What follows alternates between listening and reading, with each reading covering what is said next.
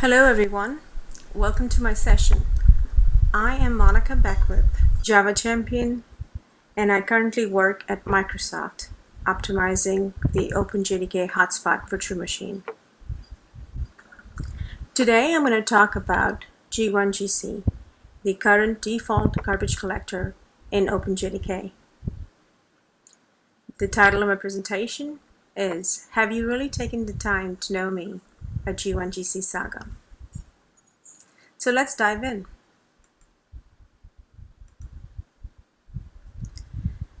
Here's an agenda for today.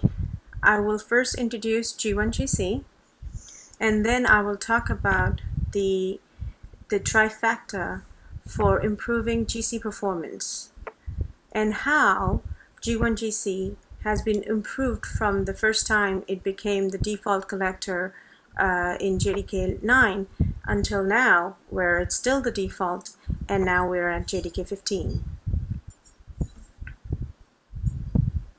So here's some background on G1GC.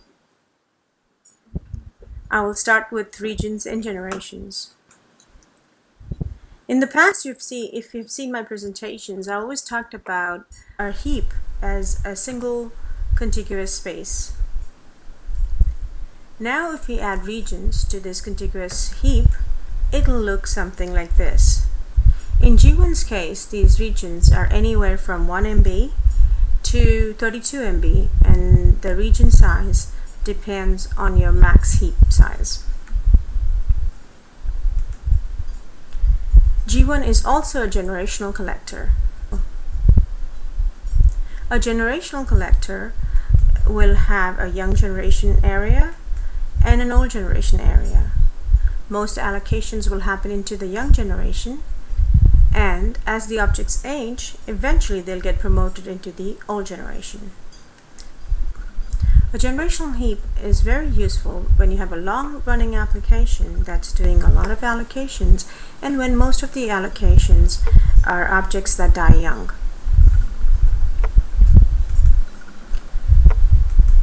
Now if you add the regionalized heap on top of the generational heap, it'll look something like this. And we call this a generational regionalized heap. And that's what G1 is all about. Now let's look at the same concept and then try to understand what do we mean by free and occupied regions. So the same heap, which is regionalized. All the regions right now are free because no allocation has happened yet. So G1 maintains a list of free regions. Eventually, as we start allocating, we'll have a bunch of regions that are known as occupied regions. At any given time, these occupied regions could be young or old regions. This is due to the generational nature of G1 garbage collector. There's also humongous objects that will be allocated out of humongous regions. These humongous objects are directly allocated into the old generation. So now putting in the concept of young, old, and humongous, your G1 heap could look something like this. A bunch of free regions and a bunch of occupied regions. And among the occupied regions, you see young regions shown in the tan color. A young region is basically regions that contain objects in Eden and Survivor. So your young generation is made up of Eden and Survivor spaces. Most allocations happen into the Eden space, and the live objects are moved back and forth between Eden and Survivor such that the Survivor spaces act as sieve. After the age threshold is passed for the live object, it gets promoted into the old generation. Here I'm showing old regions, and basically the old regions are the regions that contain objects in the old generation. And just to complete the concept of humongous objects and humongous regions, I'm also showing a humongous region here. And a humongous region is a region that contains humongous objects. Now let's look at G1GC phases. as the Java application allocates objects onto the Java heap, there would be a time when we encounter allocation failures. So that's when G1 triggers a young collection. And as we're collecting the young generation, we are promoting objects that cross the aging threshold, and these objects are allotted out of the old generation. These promoted objects into the old generation add to the heap occupancy. After a certain threshold is crossed, G1 will start its marking cycle. This threshold is called the marking threshold, also known as initiating heap occupancy percent, which I also call IHOP. Once this threshold is crossed, G1 will start a concurrent marking cycle. The concurrent marking cycle has a few stop the world phases, such as initial mark and remark, and also cleanup. And I'll talk more about cleanup when we go into the details. Once the concurrent marking cycle is complete, G1 can now decide if it needs to do mixed collections and how many of these mixed collections will be involved after the concurrent cycle. So this is known as the count target. The count target for G1 defaults to 8. Now let's try to picture a histogram. So here, as you can see, you have a bunch of young collections in blue, and then the occupancy threshold is crossed right here. Once the heap occupancy crosses this threshold, G1 will initiate a concurrent marking cycle.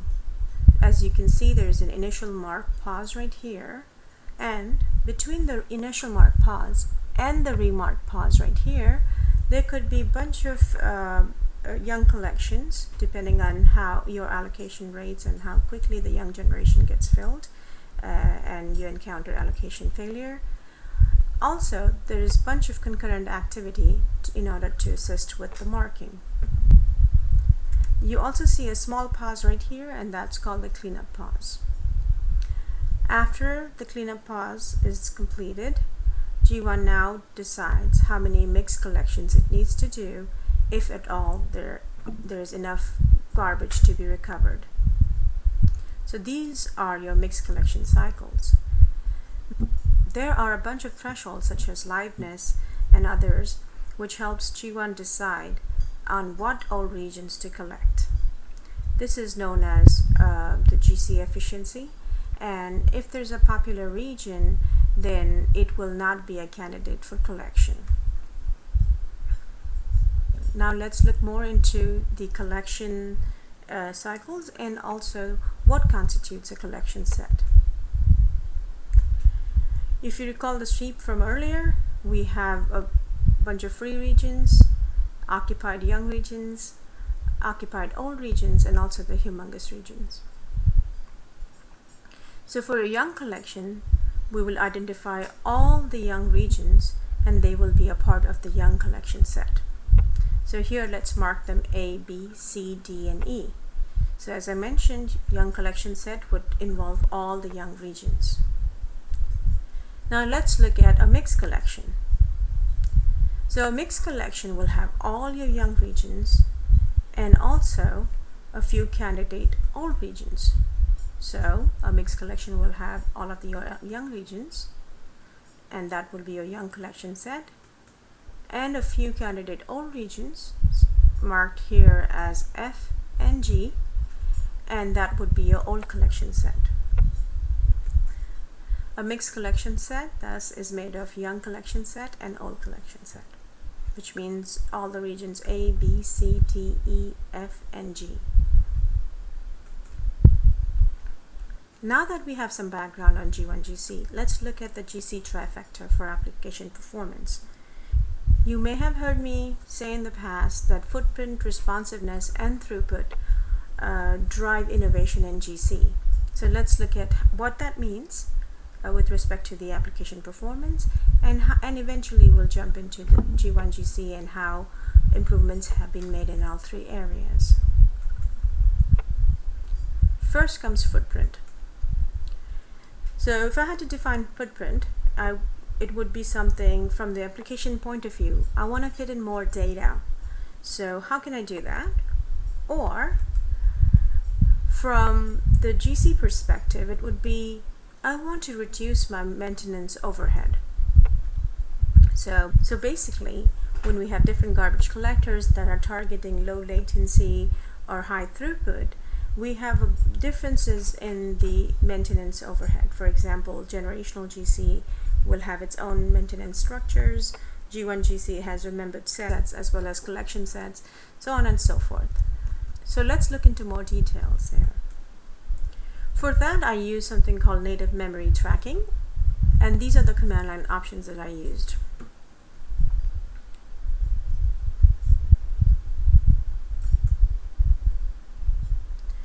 When you look at the stats for NMT, native memory tracking, you would see something like this. So it'll talk about Java heap, class, thread, code, etc., etc. What I'm more interested in, just because I want to compare GCs, is the GC information, which is highlighted in blue right here. So what I did is I went and compared out-of-box NMT stats for serial GC, parallel GC, G1 GC, and the two new GCs, GC and Shenandoah. So, and I put out the info for reserved, committed, malloc, mmap reserved, and mmap committed. As you can see, starting from serial GC, which is a single-threaded generational garbage collector, we see an increase in all the sizes for parallel GC. Parallel GC employs multiple threads and is generational. Now starting from G1 GC, we see a bit different trend. G1 GC has concurrent marking, so there are more data structures that are involved in order to be able to maintain the heap. And similarly, ZGC and Shenandoah have different algorithms that will need it to have different maintenance overheads as well. I also went ahead and checked what happens when we restrict the max and initial heap. So here we see max and initial heap of 2 gigs. As you can tell, the difference when you're trying to compare out of the box, because my system had 16 gigs or more, so some of the defaults are higher than when I kind of restrict my heap sizes. So always know that garbage collectors have these kind of adaptiveness with respect to the footprint and how much they're going to commit, reserve, etc. So just to summarize here, so this is my stop the world pause right here, and to be able to do the stop the world pause, you have data structures that are needed for generational GC in G1's case. G1 also does concurrent marking. Remember, to be able to do mixed collections, you have to go through the concurrent marking cycle, so that has its own maintenance overhead. And of course, regionalized heap itself has its own maintenance overhead. And now, if for the newer collectors, you also have the concurrent copy, because it's not stop the world, so it does the copying concurrently, so that itself introduces more overhead. Now let's move to responsiveness. If I had to define responsiveness, it would be something like, if I send a stimulus now, how much time do you have to wait to get a response? So here I'm going to show an application timeline as such. The application is doing its work, and a stimulus arrives. This stimulus is S0, which arrives at T0.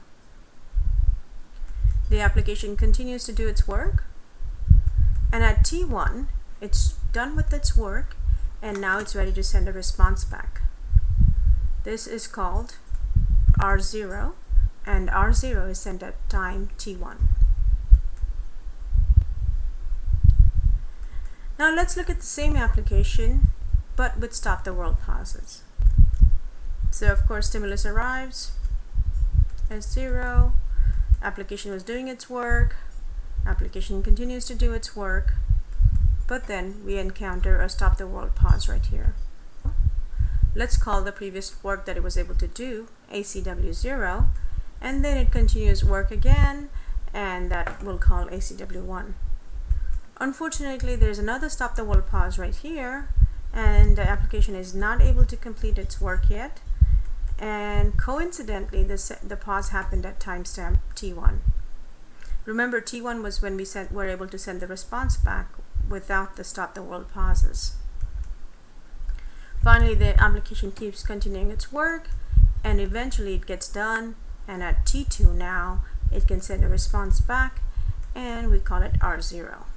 So as you can see, because of the stop the world pauses, we had a delay in sending the response back. So to be able to increase the application responsiveness, we want to be able to reduce the GC elapsed time. So a GC elapsed time is the amount of time it takes to execute stop the world events. The higher the GC elapsed time, the lower the application responsiveness due to GC induced latencies. Next, let's look at throughput. So my definition of throughput would be, how can I maximize the operations per second of my system, right? That's the number one goal that I want to achieve, maximum ops per second. So let's look at the same application timeline with stimulus S0 and response R0, okay? And then let's also look at the same timeline but with stop the world pauses right here, okay? Now let's not worry about sending a response back, but look at how much work was done, right? So I'm just going to mark T1, which was here. I'm going to mark it right here as well. And let's look at the amount of work done from T0 to T1 for both these applications. So we can define the work done by application A on the left as such, right? So T1 minus T0 in the denominator. Similarly here, the work done is ACW0 plus 1, and of course T1 minus T0 because the time is the same. And we know that ACW0 plus ACW1 is less than ACW because remember we didn't get the work done until we reached T2, right? Hence we can say that the work done by B was less than the work done by A. So in order to be able to increase application throughput, we need to reduce the GC overhead. And overhead is an indication of the frequency, how many times you have to stop the world pauses, right? The more frequent the GC events, the more likely it is to negatively impact application throughput. Now that we understand how GC affects throughput, responsiveness, and footprint, let's look at the optimizations that have gone into G1 GC, and let's start with the footprint optimizations. First, I want to talk about compact strings and string deduplication. So, utilizing JDK8, I wanted to look at Java lang string. So I used a tool called Java Object Layout. So it's here's the command line interface for Java Object Layout, and I'm asking for footprint for Java lang string. It prints out a bunch of information about the virtual machine itself. It uses compressed oops. There's also compressed class pointers, and objects are 8-byte aligned because that's a default alignment. What is important for me to know is the footprint, like I asked. And here we see there is a character array right there, a Java lang string, and the total is 40 bytes. So for example, if I had a string literal happy as such, it would have the string1 object as shown here, and it would have a backing character array as shown here. So now let's go a little bit deeper into Java string object. So I'm asking for internals from the Java Object Layout tool. So here we see object header first. Of course, all Java objects other than value types will have headers right here. And then we see the character array, and then of course we have hash and some alignment because remember the objects are 8-byte aligned. As you can see, the total instance size is 24 bytes. Now let's compare this with JDK9. JDK9 is where we introduce compact strings. So again, the same object header you see, and then now what you see is a byte array, right? Previously we had character array, it's now a byte array.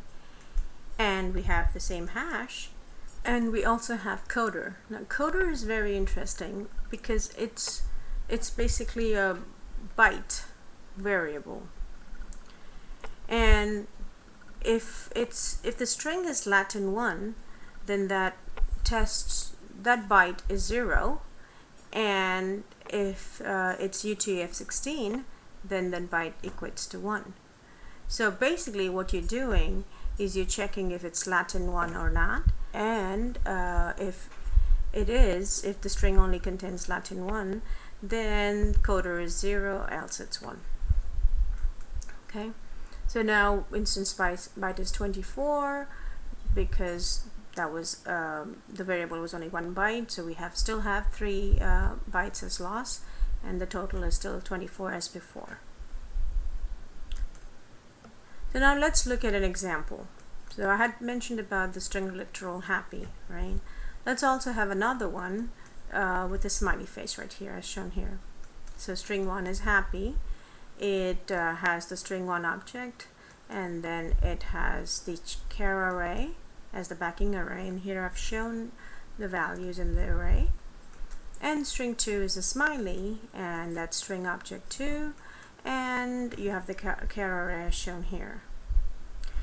Now if you compare this to what we see with JDK9 and beyond, it would be something like this. Same string literal 1, happy, and smiley for 2.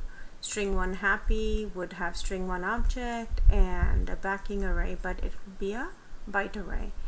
And as you can see, it's compressed, so all the 0 zeros are not there anymore.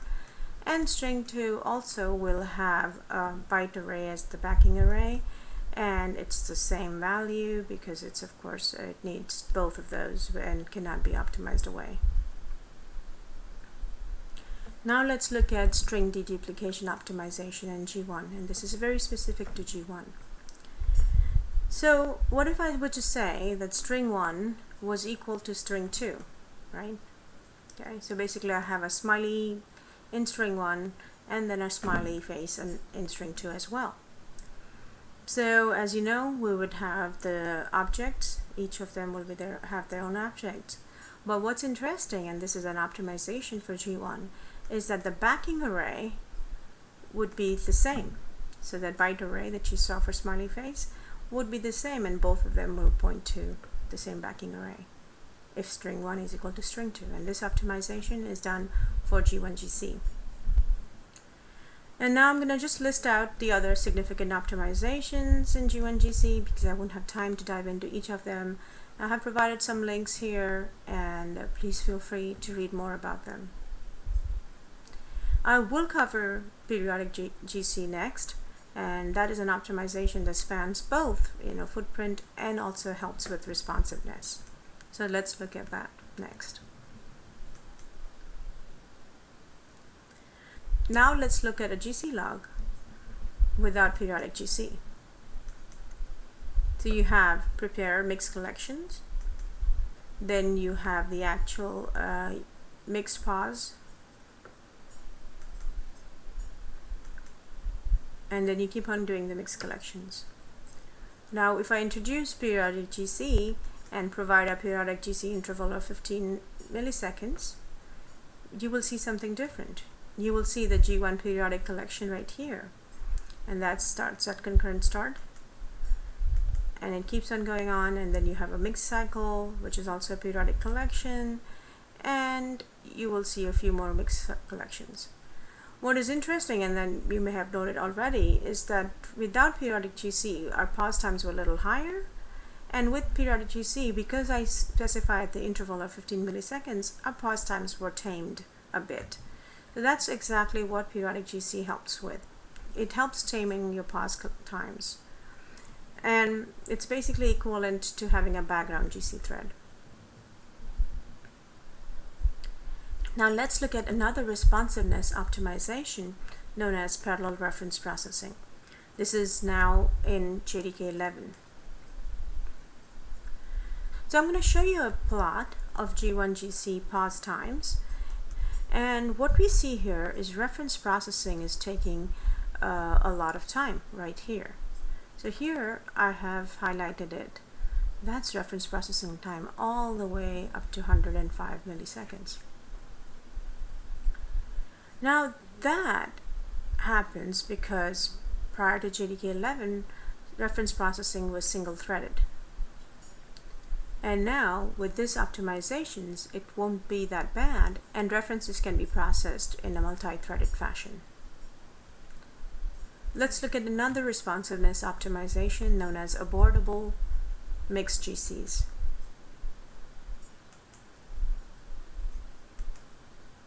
Abortable mixed collections were introduced in JDK 12.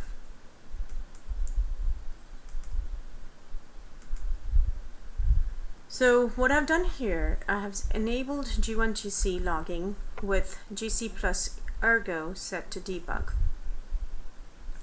What you see here is this optional threshold. That's exactly what abortable mixed GC means. If you have time, if G1 GC can predict that it has time, then it will include these optional regions. So as you can see, the threshold was 22 milliseconds, and G1 GC decided that the optional regions can be 15 with the predicted optional time of 15.31 milliseconds. And as G1 GC goes ahead, it prepares 7 out of 15, then 7 out of the 8 remaining, and then 1 out of 1, and each of them has its predicted time as shown here. And eventually you will see a printout of evacuated regions that were from the optional collection set, and that actually took only 12.7 milliseconds. If you want to get some more details, you can actually do GC plus phases equal to debug, and it will show, and G1 GC will print out all the information with respect to optionals. So heap roots, merge roots, scan heap roots, and code scan and terminations. It's similar breakdown to what you would see in a G1 pause for the regular regions in the collection set. Now I'm going to just go and list all the other optimizations that contribute towards responsiveness improvements, as I did for a footprint. So here they are. I haven't discussed many of them, but please feel free to look them up. I do want to talk about adaptive IHOP, since it is not only a responsiveness optimization, but it also helps with throughput. The adaptive IHOP has been implemented since JDK 9, so you can literally get the advantage of adaptiveness of the marking threshold if you start using JDK 11. So here is a plot of occupancy with respect to your generational heap, and each dot here is a G1 GC stop the world phase. So you can see some cleanups here. You can see some those triangles are young initial mark. You see those X's, those are mixed collections, and then you have some young collections of smaller triangles, and that's your heap size right there. So first I want to show a fixed IHOP, what that means. So here I will draw a line through my initial marks, and you can see that's pretty steady, right? And that's exactly what it is. It's basically 45% of your heap size. But now the same application, but with adaptiveness enabled, will look something like this. So I'm going to plot. So it starts at 45, then it goes up because it knows that it has enough headroom to adjust. Comes down a bit because we have done some cleanup and we don't really need to reclaim that much more. And then it goes up and down, and so it's much adaptive, as you can see. And that's the benefit of adaptive marking threshold. It adjusts based on your allocation pressures and everything else.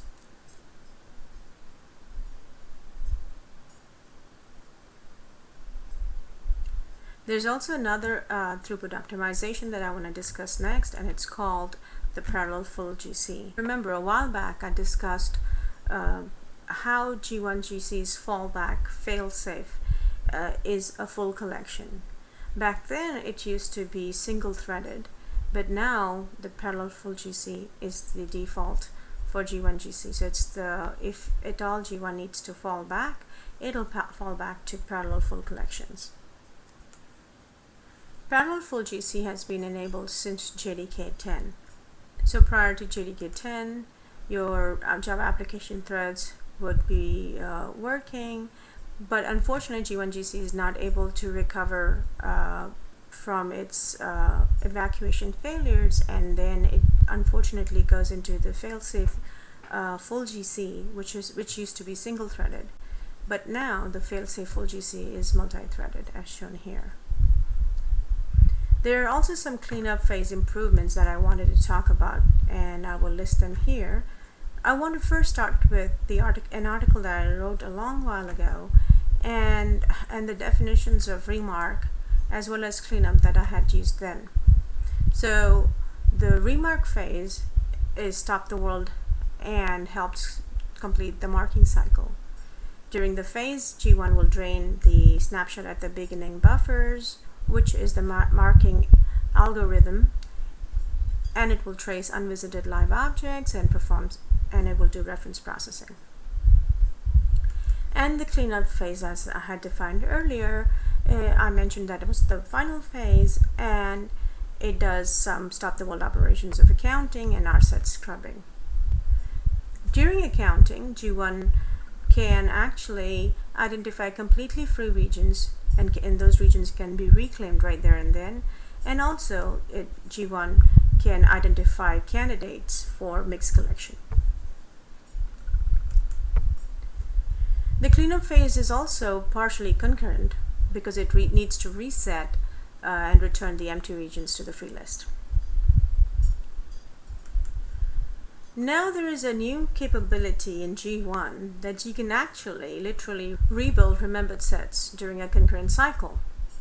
And now you don't need to have the concurrent cleanup at all. Then you could ask me, if the concurrent cleanup phase is done, when do we really